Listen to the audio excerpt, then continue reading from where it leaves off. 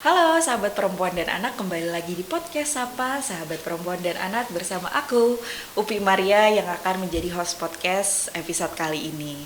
Sahabat perempuan dan anak, episode hari ini spesial banget karena kita sudah kedatangan asisten deputi koordinasi pelaksanaan kebijakan pemenuhan hak anak wilayah 3. Panjang banget nih. Selamat datang Ibu Endah Sri Rezeki. Selamat datang Ibu. Terima kasih Mbak Upi.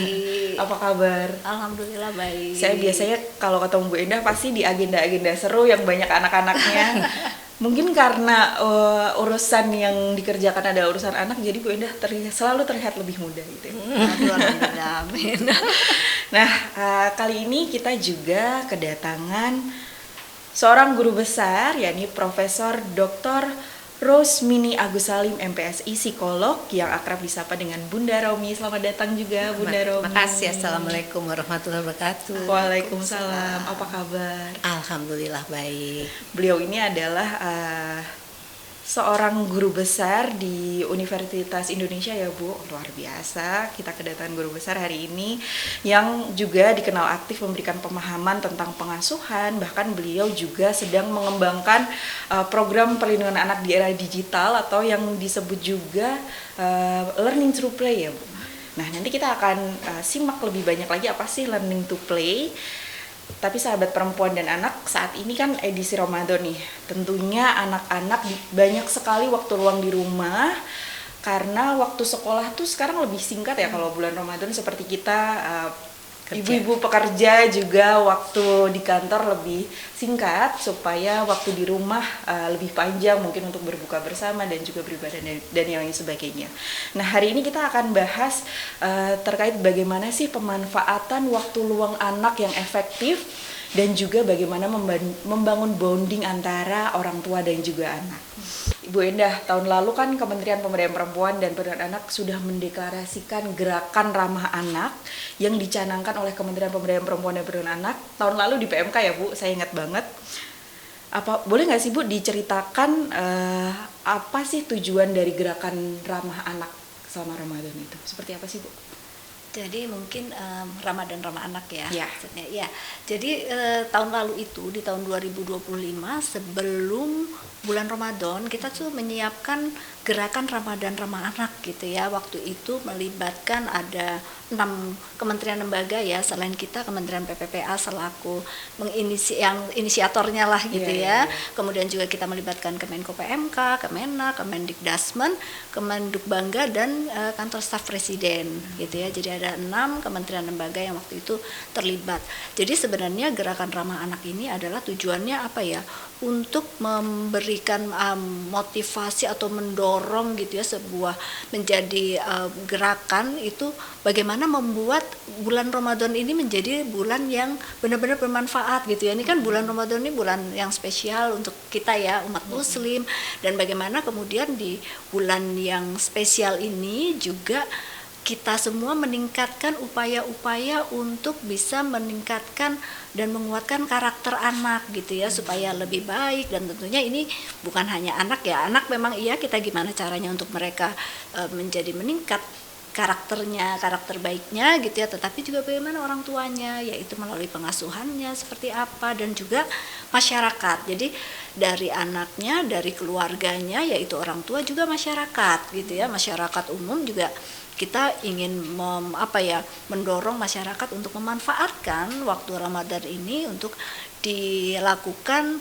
dengan kegiatan-kegiatan bersama keluarga gitu ya, supaya meningkat kualitas pengasuhannya. Dan juga selain masyarakat juga pemerintah nih, jadi pemerintah juga kita dorong untuk melakukan mungkin membuat program-program yang bermanfaat untuk anak-anak dan keluarga.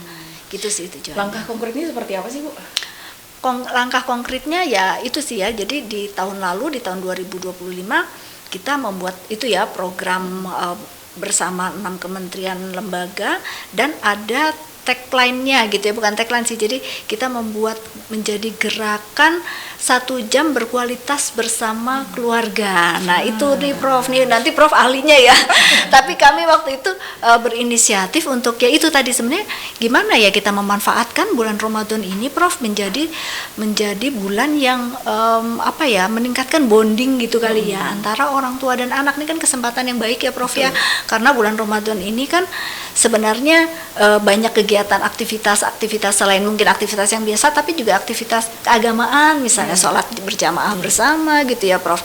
Kemudian juga menunggu buka puasa masak bersama gitu ya, itu kan juga menjadi suatu cara untuk bisa bonding ya Prof ya, gitu Kak Upi, antara orang tua dan anak gitu. Nah di tahun lalu kita memfokuskan pada 1 jam berkualitas bersama keluarga tanpa gawai. Nah tanpa gawainya nih kita juga tentunya mendorong nih Prof supaya tidak mengurangi lah ya selama bulan puasa ini, tidak menggunakan gawai, bukan hanya anaknya sekali lagi tapi orang tuanya juga. Orang tuanya dulu dong kasih contoh gitu ya Prof. Betul. Untuk bisa anak nggak pakai gawai, orang tuanya juga jangan pakai gawai dulu ya, minimal 1 jam aja itu tinggalkan gawai dan melakukan aktivitas bersama keluarga. Itu tahun lalu. Nah tahun ini konkretnya kita terus melakukan nih ya kegiatan-kegiatan untuk mendorong masyarakat untuk meningkatkan bonding bersama keluarga, yaitu kita tahun ini punya ini Prof, kita punya kelas-kelas online untuk keluarga dan anak gitu ya, namanya kolak ketan. Biar bulan puasa biar agak karena kalau ngomongin makanan terus cepet gitu ya biasanya. Jadi itu untuk sebenarnya juga sarana untuk kami terus mengingatkan kepada orang tua dan juga anak tentang berbagai macam sih Prof, saya itu kelasnya materinya ada yang tentang kesehatan, tentang pendidikan. Sebenarnya tujuannya juga untuk meningkatkan kebersamaan tadi ya antara orang tua dan anak ketika bulan puasa inilah gitu. Betul, luar biasa ya. Sekarang kita akan beralih ke Bunda Romi sebentar Ibu. Nah Bunda Romi, bagaimana tadi Bu Endah menyampaikan tentang membangun bonding antara orang tua dan anak. Itu kan tidak bisa kita cuma nyuruh anak, kamu nggak boleh main HP ya, ayo HP-nya taruh dulu, ternyata orang tuanya masih main HP gitu, atau main iPad dan yang lain sebagainya. Nah, menurut Bunda Romi sebagai profesor psikolog tentunya dan juga pemerhati pertanyaan dan juga pemerhati pengasuhan anak, nilai-nilai dan juga kebiasaan apa sih Prof yang penting ditanamkan orang tua pada anaknya, terutama di era digital ini yang semuanya tentunya anak-anak sekarang kan maunya serba instan, serba mudah. Seperti apa nilai-nilainya Prof? Jadi gini, kalau kita tadi betul kata Bu Enda tentang namanya pembangunan karakter yang baik. Nah, karakter itu sebenarnya turunan dari moral. Bentuk konkret dari moral, misalnya jujur dan sebagainya, itu karakter. Disiplin itu karakter. Tapi kita dalam hal untuk kaitannya dengan anak, orang tua juga harus memiliki yang namanya moral itu. Manusia itu nggak ada yang lahir amoral. Allah kasih semuanya, tapi apakah akan keluar atau tidak tergantung stimulasinya. Jadi kalau orang tua di rumah, kalau bentuk pengajarannya, pendidikannya, pola asuhnya itu menggunakan ada 7 hal penting virtue dalam moral yang harus masuk ke anak, harus dimiliki oleh orang tua juga. 1, empati Mbak. Jadi kalau misalnya anaknya marah guling-guling, bukan stop gitu ya, tapi tanya dulu, kenapa ya kamu kok marah, kenapa? Itu berempati, memahami perasaan, pikiran dan keinginan orang lain. Lalu ada kontrol diri, itu harus dimasukkan juga. Gimana caranya orang tua bisa mengontrol diri dan memberikan pola asuh agar anak bisa mengontrol dirinya. Dek, kalau mau sesuatu nggak usah marah dulu, mungkin bisa tanya, bisa apa gitu, tapi intinya belajar mengontrol dirinya. Lalu ada nurani. Nurani itu masuknya dari apa yang kita punya selama hidup kita. Ibu bapaknya dapat dari orang tuanya, dari lingkungannya, anak dapat dari si orang tua ini, yaitu nilai-nilai yang baik tadi. Lalu kemudian jadi bisa membedakan mana yang salah, mana yang benar. Itu 3. Ini prinsip 3 ini adalah dasar dari moral. Lalu ada kindness, Mbak Opi. Iya. Kindness itu apa? Jadi anak kalau didekati harus dengan cara yang cantik, baik, sayang, sehingga dia memperlakukan orang lain juga seperti itu. Kindness itu gabungan dari empati dan juga kontrol diri. Jadi kalau dia bisa kind pada orang lain, dia juga diajarkan oleh ibunya caranya bagaimana melakukan hal itu, dan ibunya sendiri menunjukkan perilaku itu. Lalu fairness, berlaku adil. Nah, anak pertama, anak kedua, anak ketiga, ibu sebagai orang yang mendidik dan mengasuh nggak boleh beda-bedain. Jadi bagaimana fair itu bukan berarti kamu 5, saya 5, kamu baju hijau, saya baju hijau, tapi sesuai dengan kebutuhan orang sebetulnya. Lalu kemudian selain fairness adalah tenggang rasa, respect. Respect itu bagaimana kita menghargai orang lain. Tolerance, itu semua adalah virtue dari moral, di mana itu pada waktu kita mengadakan pengasuhan kepada anak, kita berikan dengan cara seperti itu akan membantu anak memiliki moral juga, stimulasi moralnya itu. Nah, mau era digital, mau era apa judulnya, itu pasti bisa terlampaui kalau kita bisa memiliki itu. Nggak akan menyakiti orang karena kita punya empati. Hal-hal seperti itu, kayak misalnya dia terpapar dengan segala sesuatunya, dia akan memilih untuk tidak melakukan kekerasan karena ada games yang smackdown dan sebagainya, karena dia tahu itu akan menyakiti orang lain. Jadi cerita ini di dalam kehidupan harus masuk sehingga bisa terekam oleh anak, gitu Mbak Opi. Betul, berarti yang paling penting tuh membangun karakternya ya Bu ya. Iya. Kan kita nggak bisa, tentunya kita akan sulit kalau kita mengontrol, aduh nanti jangan-jangan gadgetnya gini, karena akan sulit tentunya kita melepas anak sepenuhnya dengan teknologi, apalagi di zaman sekarang. Betul. Nah, Prof tadi kan Bu Endah menyampaikan pentingnya gerakan 1 jam yang sudah di-launching oleh Kemen PPA, gerakan 1 jam berkualitas dengan keluarga tanpa gawai. Nah, menurut Bunda Romi, kebolak-balik deh Bunda Romi atau apa? Menurut Bunda Romi deh, bagaimana sih Bunda sebaiknya pembatasan atau pengaturan gawai pada anak, dan juga apakah ada alternatif pengganti kegiatan lainnya seperti apa? Saya sangat setuju. Nah, artinya kalau kita membatasi itu untuk bisa melihat bahwa dunia lain tuh ada isi yang lain, bukan hanya gadgetnya aja. Tetapi di satu sisi kita nggak boleh bilang kamu nggak boleh sama sekali, karena kita hidup sudah berdampingan dengan si gadget itu, dengan si AI itu, dengan ChatGPT untuk anak-anak yang lebih besar, itu kita sudah hidup berdampingan. Tapi bagaimana caranya bahwa hidup masih sehat dengan menggunakan juga perangkat-perangkat itu. Jadi setidak-tidaknya betul minimal 1 jam ya. Kalau kita lihat bagaimana cara begini, jangan melarang anak, tapi kita nggak kasih sesuatu tandingannya yang lebih heboh, yang membuat anak lebih oke banget gitu. Anak bisa main bola dengan gadgetnya, tapi kalau di depan rumah kita ada lapangan bola, kenapa nggak ayahnya nawar, yuk kita main bola yuk sambil ngabuburit gitu. Jadi dilakukan itu kan seimbang, dan bahkan lebih heboh karena ditonton oleh teman-temannya, ayahnya ikut masuk gitu ya. Jadi ambillah satu kegiatan tandingan daripada si gadget itu, sehingga anak akan teralih dengan sendirinya. Tapi kalau kemarin bilang tidak boleh, tapi tidak ada alternatif lain untuk melakukan apa-apa, enggak nyaman anaknya. Terus saya suruh ngapain? Anak kayak mati gaya gitu, nggak tahu apa yang mesti dilakukan. Bisa itu. Nah, ke cara yang lain juga tadi betul Mbak Ena bilang, katanya kita mesti nih misalnya siapin makanan sahur bareng-bareng. Masalah misalnya kalau mau takjilan, kita mau hari ini kita mau ibaratnya cari takjil di mana ya yang enak, apa kamu maunya apa. Jadi bikin satu situasi yang membuat dia rasanya saya akan juga berpikir, dan apa yang saya kasih tahu ke orang tua saya akan diterima gitu. Dilibatkan itu oke banget, dan anak-anak itu akan senang kalau dia dihargai. Makanya kita selalu harus memberikan apresiasi kepada dia, tapi jangan kelebihan juga, nanti nggak ada maknanya lagi bagi anak. Bahkan kalau saya merasa bahwa di dalam kehidupan kita makan malam, ada di meja makan deh, itu yang namanya gadget dan sebagainya taruh di sisi, nggak usah dipakai. Karena pada saat itu kita sedang ngobrol, dan kita tidak bisa menikmati makanan kalau kita sibuk dengan hal lain. gitu. Iya, iya, iya, iya. Saya jadi agak tertegun, ini ilmu buat saya juga meskipun belum punya anak. Nanti yang akan menjadi ibu, calon ibu. Nah, ini penting banget nih sahabat perempuan dan anak. Nah, kita akan kembali lagi ke Bu Endah. Tadi kita udah ngomong soal langkah konkret pemerintah atau langkah konkret Kementerian. Sekarang kita mau cari tahu nih langkah konkret Ibu Endah. Nah, Bu Endah, boleh nggak Bu sharing sedikit? Ini mungkin lebih ke personal ya Bu. Quality time seperti apa sih yang biasanya Ibu biasa lakukan bersama keluarga atau putra-putri di bulan Ramadan di tengah padatnya agenda Ibu tentunya? Iya, mungkin karena anak saya sudah besar ya, sudah dewasa, jadi mungkin agak beda gitu ya.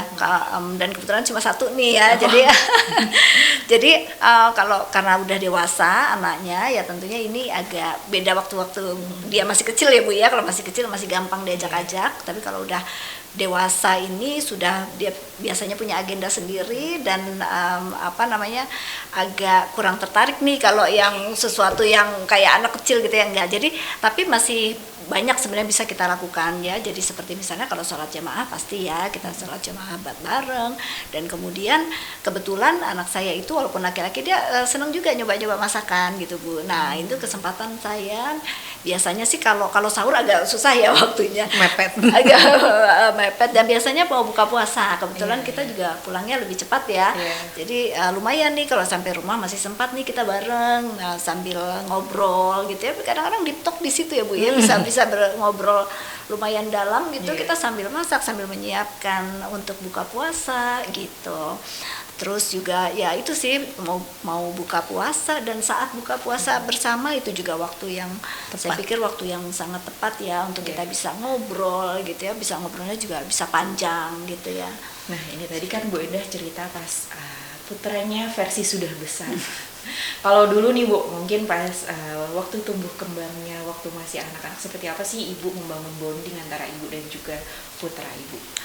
Ya ini kalau masih kecil agak lebih gampang ya, maksudnya masih karena dia belum punya acara sendiri gitu ya, jadi masih bisa ayo kita bareng-bareng misalnya ya, selain tentunya sholat jamaah bisa setiap hampir 5 waktu misalnya bareng saat bulan puasa, dan kemudian juga saat libur sih terutama ya yang masih bisa bareng setiap waktu sholat misalnya, dan juga masih bisa misalnya tadarus bareng gitu, itu masih bisa ya kalau masih anak-anak itu masih kita ajak bareng misalnya.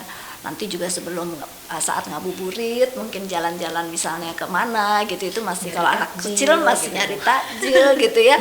Kalau masih kecil kayaknya masih agak lebih mudah ya kita ajak-ajak gitu. Banyak sih sebenarnya aktivitas yang bisa dilakukan selama bulan Ramadan ya Bu.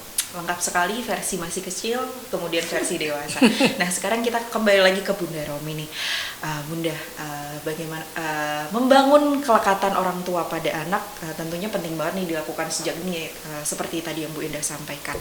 Nah kalau misalkan versi anak yang sudah dewasa atau remaja, orang tua kan seringkali pas udah dewasa nih rumah jadi sepi, anak-anak punya kegiatan sendiri, nah seperti itu. Bagaimana sih Bu, apakah kelekatan masih tetap perlu ditanamkan pada saat anak sudah dewasa? Kalau masih perlu, membangun kelekatan, bentuk kelekatannya tuh yang seperti apa nih? Oke. Bu, tapi anak saya juga satu, tos dulu Bu. Anak saya juga tunggal, tapi perempuan. Oke, jadi gini, kalau kita bilang kelekatan itu sebetulnya nggak bisa tumbuh dengan sendirinya. Jadi kalau hanya pas udah dewasa diberikan kamu harus dekat sama mama sama papa, itu nggak jalan. Kelekatan itu harus belajar dari sejak usia dini. Kelekatan itu bukan nempel mangku atau apa, tapi dia merasa dia tahu kalau dia perlu bertanya, dia lari kemana. Dia nggak selalu kalau udah gede nggak selalu harus dipeluk, dicium. Mungkin kalau kecil tuh masih touch itu masih berpengaruh ya. Tapi kalau udah besar, mungkin dia akan merasa nyaman dengan kita bisa berdiskusi, mendengarkan dia. Ini emak-emak zaman now ini juga kadang-kadang nggak mau mendengarkan, masuk kiri keluar kanan. Tapi sebetulnya kalau dia didengarkan, anak itu remaja senang loh sebetulnya dia. Itu seperti teman-temannya sebetulnya. teman-temannya tuh dengerin terus gimana gitu, excited. Jangan oh gitu, mama dulu juga nggak kayak gitu, itu udah bikin enak gitu anaknya.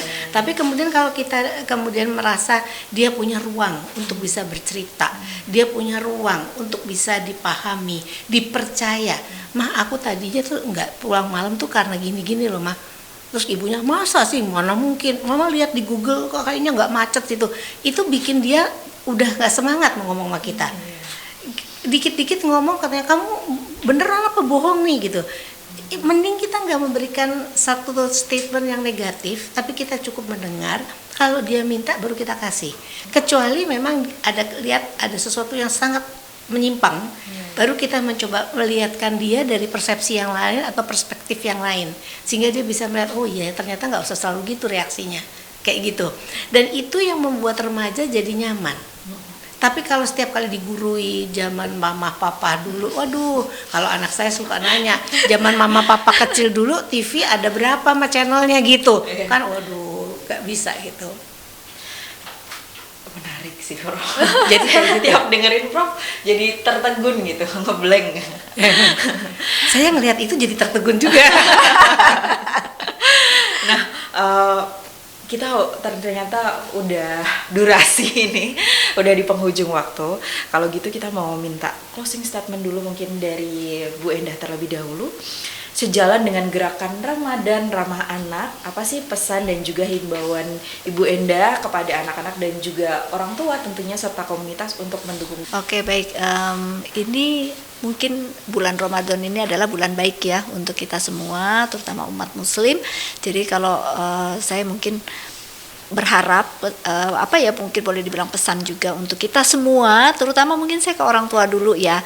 Orang tua, karena orang tua yang sangat memiliki peran sangat penting gitu ya untuk menentukan juga kegiatan anak-anak gitu ya. Jadi mungkin mohon untuk para orang tua kita, para mama-mama, papa-papa gitu ya, untuk terus bersama anak gitu ya, mendampingi anak-anak di bulan Ramadan seperti gerakan yang sedang kita terus gaungkan gitu ya, 1 jam berkualitas bersama keluarga di bulan Ramadan. Jadi saya harapkan untuk para orang tua, manfaatkanlah atau luangkanlah waktu minimal 1 jam saja, tapi berkualitas bersama keluarga.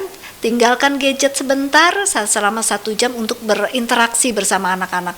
Kalau anak-anak masih kecil itu sangat mudah sebenarnya untuk bisa diajak beraktivitas. Kalau anak mulai remaja tadi seperti Prof. Rumi sampaikan, ajak ngobrol, ajak diskusi gitu ya. Banyak sekali yang topik yang bisa kita diskusikan selama 1 jam itu bersama anak-anak gitu. Untuk anak-anak terus semangat puasanya gitu ya, dari anak-anak yang masih kecil dan juga yang remaja tetap semangat puasanya, dan terus tingkatkan kualitas diri ya melalui ya selain ibadah tentunya juga dengan kegiatan-kegiatan positif nih, mumpung bulan Ramadan bisa juga tetap berolahraga, mungkin olahraga nggak usah berat-berat gitu ya, tetapi juga terus meningkatkan diri dengan membaca, banyak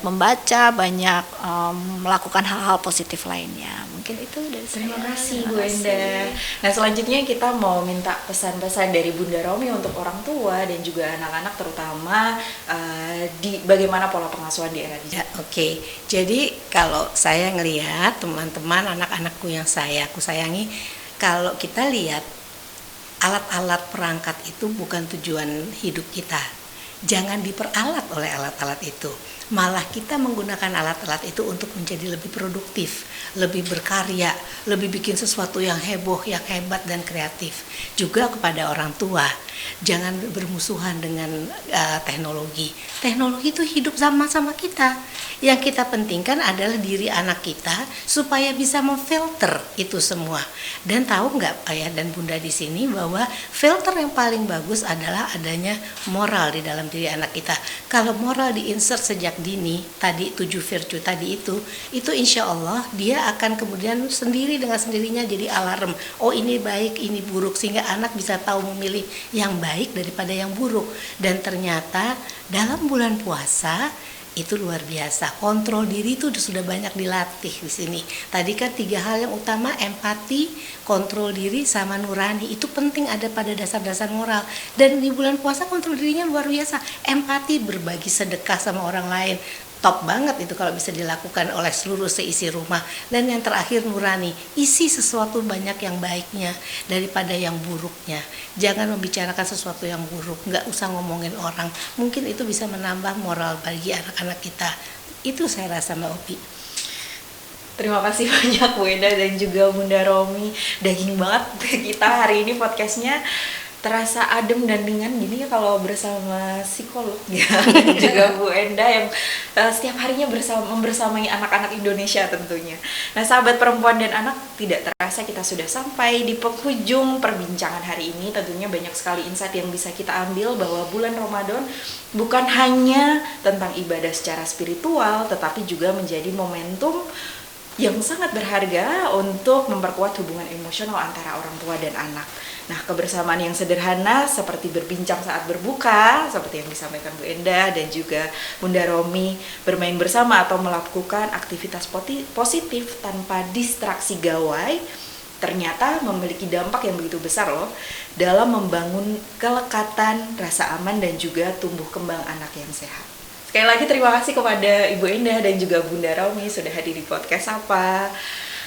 Sahabat perempuan dan anak, sekali lagi dan juga nggak bosan-bosan kita untuk ngingetin kalian semua bahwa jangan ragu untuk terus speak up tentang pemikiran kita, dan jangan ragu jika kamu melihat, mendengar atau bahkan mengalami kekerasan, langsung saja laporkan ke hotline kita di call center Sapa 129 atau melalui nomor WhatsApp di 08111129 129. Saya Upi Maria pamit undur diri, terus ikuti channel Kementerian Pemberdayaan Perempuan dan Perlindungan Anak untuk menyaksikan podcast Sapa berikutnya. Selamat menjalankan ibadah Ramadan, semoga hangatnya kebersamaan selalu hadir di setiap keluarga Indonesia. Perempuan berdaya, anak terlindungi menuju Indonesia Emas 2045. Sampai jumpa.